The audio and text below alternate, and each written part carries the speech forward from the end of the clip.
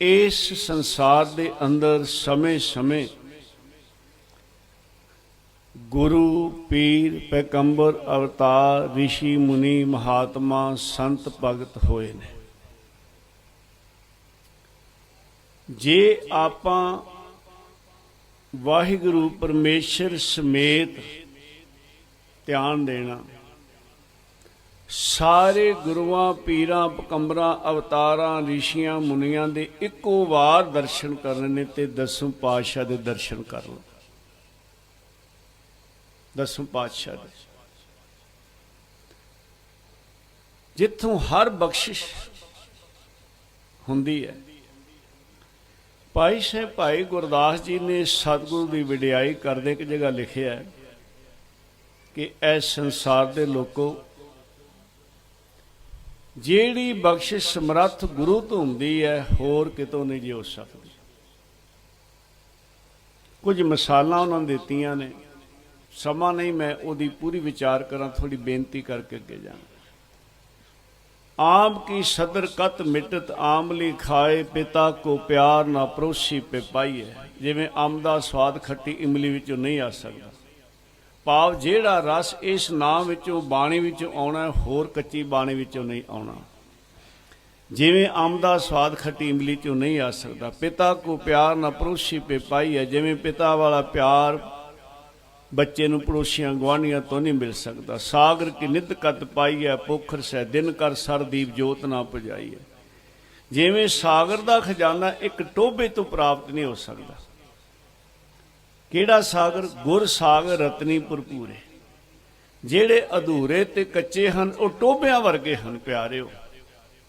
ते टोभियां विच डड्डियां मच्छियां हो सकदियां ने, चिक्कड़ गारा हो सकदा है, थोड़ी धुप पैंदी है तो पानी सुक जाता है तो टोभियां दे जीव तड़फ तड़फ के मरते हैं, तो सागर नहीं कभी सुक्या।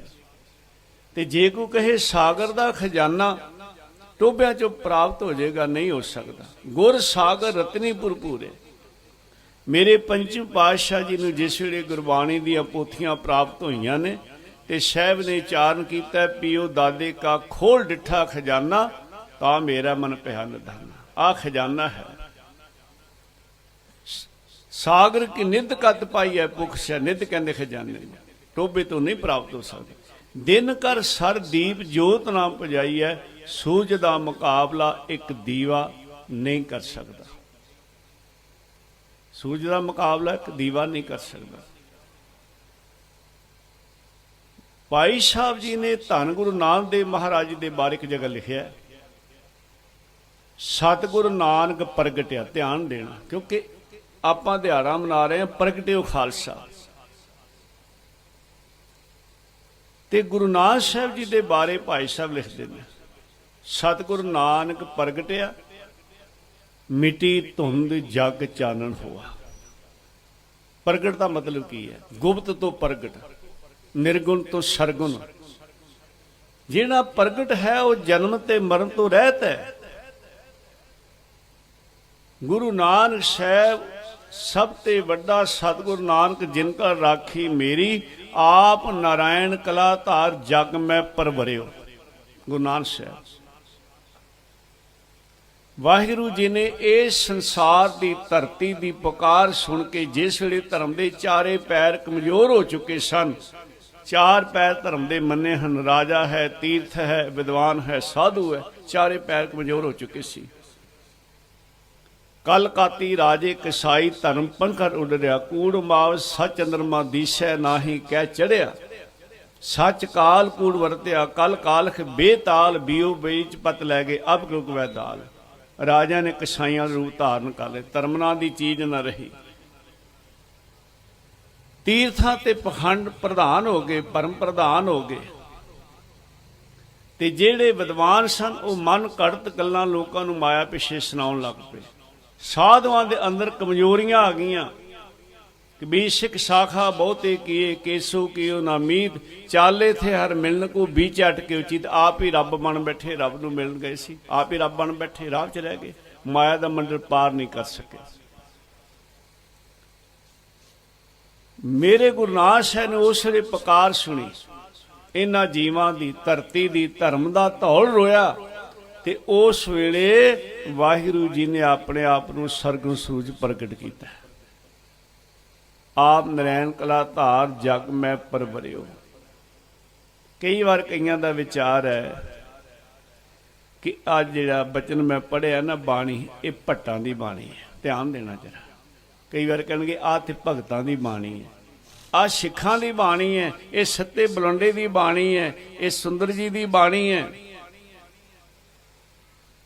ਬਾਣੀ ਸਾਰੀ ਗੁਰੂ ਗ੍ਰੰਥ ਸਾਹਿਬ ਦੀ ਬਾਣੀ, ਸਾਰੀ ਬਾਣੀ ਸਤਿਗੁਰ ਦੀ ਹੈ। ਜਦ ਆਪਾਂ ਕਹਿੰਦੇ ਗੁਰੂ ਗ੍ਰੰਥ ਸਾਹਿਬ ਬਾਰੇ ਫਰਮਾਨ ਕਰਦੇ ਹਾਂ, ਥੋੜੀ ਬੇਨਤੀ ਕਰਾਂ ਕਿਉਂਕਿ ਭੁਲੇਖੇ ਪਾਏ ਜਾਂਦੇ ਆ ਵੀ ਭੱਟਾਂ ਨੇ ਭਾਵਨਾ ਜਾ ਕੇ ਕਹਿ ਦਿੱਤਾ, ਇਹ ਗੱਲ ਨਹੀਂ।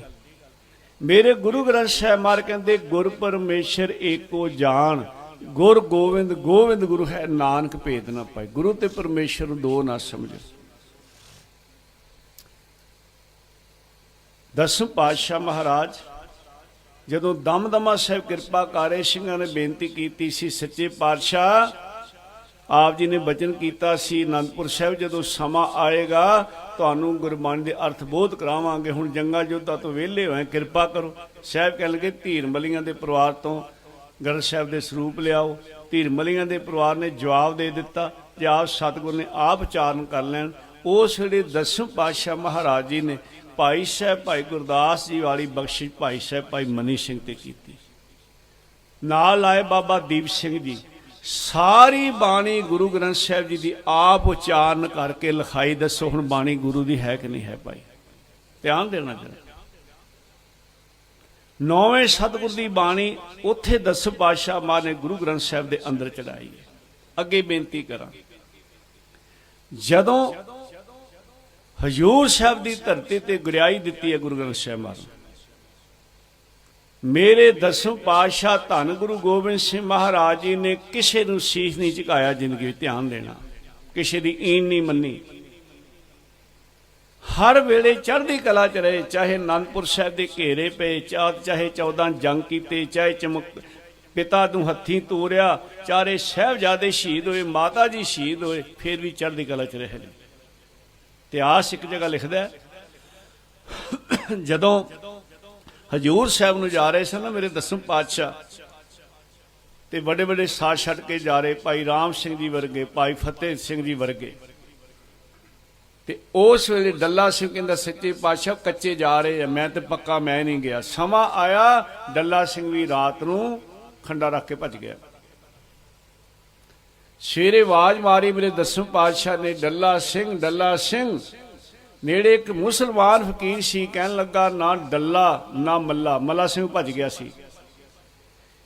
ਉਹ ਫਕੀਰ ਕਹਿੰਦਾ ਨਾ ਡੱਲਾ ਨਾ ਮੱਲਾ, ਗੁਰੂ ਰਹਿ ਗਿਆ ਕੱਲਾ। ਤੇ ਮੇਰੇ ਦਸਮ ਪਾਤਸ਼ਾਹ ਕਹਿੰਦੇ ਗੁਰੂ ਕਦੇ ਵੀ ਨਾ ਕੱਲਾ, ਗੁਰੂ ਨਾਲ ਸਦਾ ਅੱਲਾ। ਚੜ੍ਹਦੀ ਕਲਾ ਚ ਰਹੇ ਮੇਰੇ ਸਤਿਗੁਰ। ਜਿਸ ਸਤਿਗੁਰ ਨੇ ਦੁਨੀਆ ਵਿੱਚ ਕਿਸੇ ਅੱਗੇ ਸੀਸ ਨਹੀਂ ਝੁਕਾਇਆ, ਜੇ ਸੀਸ ਝੁਕਾਇਆ ਤੇ ਗੁਰੂ ਗ੍ਰੰਥ ਸਾਹਿਬ ਮਹਾਰਾਜ ਨੂੰ ਝੁਕਾਇਆ। ਧਿਆਨ ਦੇਣਾ, ਸਾਰੀ ਬਾਣੀ ਨੂੰ ਸੀਸ ਨਹੀਂ ਝੁਕਾਇਆ, ਗੁਰਿਆਈ ਸਾਰੀ ਬਾਣੀ ਨੂੰ ਨਹੀਂ ਦਿੱਤੀ। ਇਸ ਕਰਕੇ ਮਨ ਚੋਂ ਇਹ ਖਿਆਲ ਕੱਢ ਦੋ, ਇਹ ਬਾਣੀ ਦਰਗਾਹੀ ਹੈ, ਇਹ ਬਾਣੀ ਸਤਿਗੁਰ ਦੀ ਹੈ। ਕਿਤੇ ਐਸਾ ਨਹੀਂ ਕਿ ਆਹ ਭੱਟਾਂ ਦੀ ਹੈ, ਆਹ ਭਗਤ ਕਬੀਰ ਜੀ ਦੀ ਹੈ, ਕਹਿਣ ਨੂੰ ਅਸੀਂ ਕਹਾਂਗੇ। ਪਰ ਪਿਆਰਿਓ ਬਾਣੀ ਸਾਰੀ ਪਰਮੇਸ਼ਰ ਵਾਹਿਗੁਰੂ ਦੀ ਸਤਿਗੁਰ ਦੀ ਬਾਣੀ ਹੈ, ਅਟਲ ਬਚਨ ਹੈ। ਗੁਰੂ ਗ੍ਰੰਥ ਸਾਹਿਬ ਦਾ ਬਚਨ ਆਪ ਨਰੈਣ ਕਲਾ ਧਾਰ ਜਗ ਮੈਂ ਪਰਵਰਿਓ। ਗੁਰੂ ਨਾਨਕ ਸਾਹਿਬ ਆਏ ਨੇ ਗਏ ਨਹੀਂ। ਧਿਆਨ ਦੇਣਾ ਜਰਾ, ਗੁਰੂ ਨਾਨਕ ਸਾਹਿਬ ਆਏ ਨੇ, ਬਾਕੀ ਦੁਨੀਆ ਤੇ ਆਏ ਤੇ ਚਲੇ ਗਏ। ਗੁਰੂ ਨਾਨਕ ਸਾਹਿਬ ਆਏ ਨੇ। ਅਸੀਂ ਕਹਿੰਦੇ ਗੁਰੂ ਨਾਨਕ ਸਾਹਿਬ ਨੇ ਸੰਗਤ ਪੰਗਤ ਚਲਾਈ ਸੀ ਨਹੀਂ, ਚਲਾਈ ਹੈ, ਚੱਲ ਰਹੀ ਤੇ ਸਦਾ ਚੱਲਦੀ ਰਹੇਗੀ। ਅਸੀਂ ਕਹਿੰਦੇ ਗੁਰੂ ਨਾਨਕ ਸਾਹਿਬ ਨੇ ਪੰਜਾ ਲਾਇਆ ਸੀ ਨਹੀਂ, ਲਾਇਆ ਲੱਗਿਆ ਤੇ ਲੱਗਾ ਰਹੇਗਾ। ਅਸੀਂ ਕਹਿੰਦੇ ਰੀਠੇ ਮਿੱਠੇ ਕੀਤੇ ਸਨ ਨਹੀਂ, ਕੀਤੇ ਨੇ ਤੇ ਸਦਾ ਹੀ ਮਿੱਠੇ ਰਹਿਣਗੇ। ਅਸੀਂ ਕਹਿੰਦੇ ਗੁਰੂ ਨਾਨਕ ਸਾਹਿਬ ਨੇ ਪਾਪੀ ਤਾਰੇ ਸਨ ਨਹੀਂ, ਤਾਰੇ ਨੇ ਤਰ ਰਹੇ ਨੇ ਤੇ ਸਦਾ ਹੀ ਗੁਰੂ ਨਾਨਕ ਸਾਹਿਬ ਗੁਰੂ ਗ੍ਰੰਥ ਸਾਹਿਬ ਵਿੱਚ ਤਾਰਦੇ ਰਹਿਣਗੇ। ਪਿਆਰੇ ਗੁਰੂ ਨਾਨਕ ਸਾਹਿਬ ਆਏ ਨੇ ਗਏ ਨਹੀਂ। ਤੇ ਭਾਈ ਸਾਹਿਬ ਕਹਿੰਦੇ ਸਤਿਗੁਰੂ ਨਾਨਕ ਪ੍ਰਗਟਿਆ, ਮਿੱਟੀ ਧੁੰਦ ਜਗ ਚਾਨਣ ਹੋਆ। ਉਹ ਨਿਰਗੁਣ ਤੋਂ ਸਰਗ ਸਰੂਪ ਵਿੱਚ ਪ੍ਰਗਟ ਹੋਏ ਨੇ, ਗੁਪਤ ਤੋਂ ਪ੍ਰਗਟ। ਮਿੱਟੀ ਧੁੰਦ जग चानन हुआ। ज्यों का सूरज निकलिया तारे छिपे अंधेर पलोआ। मैं बेनती कर रहा सी, सागर की नित कद पाई है, पोखर से दिन कर सर दीप जोत ना पुजाई है। ज्यों का सूरज निकलिया तारे छिपे अंधेर पलोआ। मेरे गुरु नानक साहब जी दे आउण तो पहला गुरुआं दी कोई घाट नहीं सी, पर वो तारियां वर्गे सन। गिनती बहुत सी, जिवें तारे आकाश विच गिनती विच बड़े हुंदे ने, पर वो धरती दा अंधेरा दूर नहीं कर सकते। गिनती बड़ी है। एक सूरज चढ़दा तारे छिपे, सूरज ने किसी नूं कुछ नहीं आख्या। आ दिन विच भी तारे हुंदे ने, क्यों नहीं दिसदे? सूरज दा तेज प्रकाश इन्ना हुंदा है, तारे नहीं नजर आउंदे। मेरे गुरु नानक साहब दा एडा तेज सी कि प्यारिओ उस तेज प्रताप दे अगे कोई ठहर नहीं सी सकदा। तारे छिपे अंधेर पलोआ, नेरा अपने आप दूर हो गया। दो चीज़ों का जिक्र भाई साहब ने इत्थे कीता। एक है मिट्टी धुंध जग चानन, दूसरा अंधेर पलोआ, एक तीसरा तारे छिप गए। तारे अधूरे टिक नहीं सके, कच्चे टिक नहीं सके, ज्ञान तो हीने टिक नहीं सके। गिनती बहुत सी उन्होंने। एक तो अंधेरा दूर हो गया, केड़ा? अज्ञान का अंधेरा, ज्ञान के प्रकाश का। भाई रे गुर बिन ज्ञान ना होए, पूछो ब्रह्म नार दे वेद व्यासा कोई। कुंभे बदा जल रहा है, जल बिन कुंभ ना होए, ज्ञान का बदा मंद रहा है, गुर बिन ज्ञान ना होए। एक भाई साहब कहते कि धुंध मिट गई। ध्यान दिओ, नेरे विच उन्ने एक्सीडेंट नहीं हुंदे जिन्ने धुंध विच हुंदे आ। नेरा काला, एक तां काला नेरा ते एक चिट्टा नेरा धुंध। ये जिहड़ा चिट्टा नेरा धुंध है, काले नेरे नालों ज्यादा खतरनाक जे। ये बहुता खतरनाक है। रंग इहदा चिट्टा है, धुंध चिट्टी हुंदी है, उत्थे लाइटां भी काम नहीं करदियां। ये भाई साहब दा इशारा किन्ना वल है? जिन्हां ने बाहरों भेख धर्म दा धारण कर लिया प्यारिओ, बाहरों चिट्टे दिखदे पर अंदरों काले ने। असी सज्जन ठग दा किते जीवन पढ़ के देखिए, सज्जन ठग नहीं सी। सज्जन रब नूं मनण वाला सी, जिग्यासू सी, रब नूं मिलण वास्ते घर छड्डिया। जिथे गया बाहरों भेख धर्म दा, अंदर ठगी है। मन उदास हो गया, दूजे थां गया, तीजे थां गया, चौथे थां गया, पूरा मिल नहीं रहा। बाहरों कुछ अंदरों कुछ। होया कि इस सज्जन ना रहा, ये ठग बन गया। धार्मिक स्थान बनाए, धर्म दे धारनी हन, भेखी हन, पर रब की गल नहीं उत्थे। मेरे गुरु ग्रंथ साहिब एक जगह कहते, तत्ती तोए ना पलवै जे जल टुब्बी दे। ध्यान देना जरा, ਇਹਦਾ मतलब की है? जेकर औड़ लगी होवे, खेती नूं पानी दे दो, बरसात पै जाए, सुक्की फसल हरी हो जाएगी। पर जे हड़ नाल पानी नाल खेती मारी हुई होवे ते वो पानी नाल कदी हरी नहीं हुंदी। ਜਿਹੜੇ ਬਾਹਰ ਹਨ महापापी भी तर जाणगे, पर ਜਿਹੜੇ धार्मिक स्थानां ते रह के विगड़ जाण, उन्हां दा राखा रब हो जाए। रब भावें उहनूं किरपा कर देण, ते ਉਹ नहीं जे सुधरदे। देख लो तुसीं, सज्जन जीवनी उल्टा हो गया। एक मेरे गुरु नानक साहब समर्थ सतगुरु मिले, जिन्हां ने ये कहा, ਉਹ सज्जना बाहरों ना सज्जन खाया, काम ठगां वाले। उजल कहा चिलकना घोटम काली मस, ये शब्द चान किया सी, वो ठग ना रहा, भाई सज्जन बन गया। वो सी धुंध। वो धुंध खतरनाक है प्यारिओ। बाज नूं कोई माड़ा नहीं कहता, ध्यान देना, ते बगले नूं कोई चंगा नहीं कहता।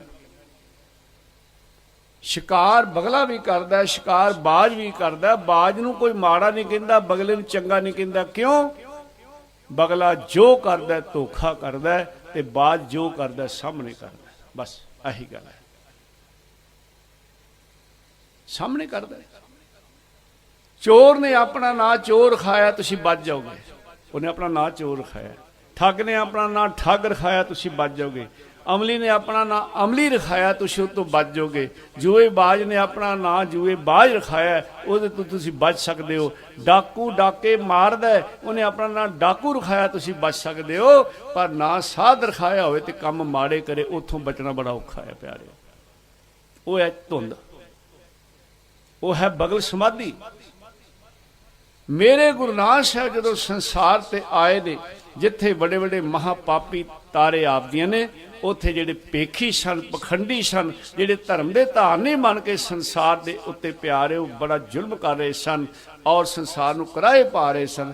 ਮੇਰੇ ਸਤਿਗੁਰ ਸੱਚੇ ਪਾਤਸ਼ਾਹ ਜੀ ਨੇ ਉਹਨਾਂ ਤੇ ਵੀ ਕਿਰਪਾ ਕੀਤੀ ਹੈ। ਮਿੱਟੀ ਧੁੰਦ ਜਗ ਚਾਨਣ ਹੋਇਆ, ਗੁਰੂ ਨਾਨਕ ਸਾਹਿਬ ਪ੍ਰਗਟ ਹੋਏ। ਗੁਰੂ ਨਾਨਕ ਸਾਹਿਬ ਨੇ 10 ਜਾਮੇ ਧਾਰਨ ਕੀਤੇ। ਗੁਰੂ ਇੱਕੋ ਹੀ ਹੈ, ਇੱਕਾ ਬਾਣੀ, ਇੱਕ ਗੁਰ ਇੱਕੋ ਸ਼ਬਦ ਵਿਚਾਰ। ਵੈਸੇ ਅਸੀਂ ਕਹਾਂਗੇ ਸਾਡੇ 10 ਗੁਰੂ ਸਾਹਿਬਾਨ, ਗੁਰੂ ਇੱਕ ਹੈ। ਗੁਰੂ ਦੇ 10 ਸਰੂਪ ਹਨ ਤੇ 11ਵੇਂ ਸਰੂਪ ਗੁਰੂ ਗ੍ਰੰਥ ਸਾਹਿਬ ਮਹਾਰਾਜ।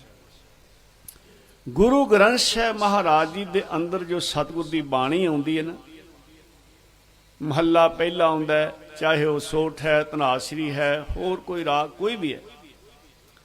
ਦੂਸਰਾ ਆਉਂਦਾ ਹੈ, ਤੀਸਰਾ ਆਉਂਦਾ ਹੈ, ਚੌਥਾ ਆਉਂਦਾ ਹੈ, ਪੰਜਵਾਂ ਆਉਂਦਾ ਹੈ। ਮਹੱਲਾ ਇਹਦਾ ਅਰਥ ਹੈ ਸਰੂਪ, ਭਾਵ ਗੁਰੂ ਦਾ ਸਰੂਪ ਪਹਿਲਾ, ਗੁਰੂ ਦਾ ਸਰੂਪ ਦੂਸਰਾ, ਗੁਰੂ ਦਾ ਸਰੂਪ ਤੀਸਰਾ, ਗੁਰੂ ਦਾ ਸਰੂਪ ਚੌਥਾ, ਗੁਰੂ ਦਾ ਸਰੂਪ ਪੰਜਵਾਂ, ਗੁਰੂ ਦਾ ਸਰੂਪ ਨੌਵਾਂ।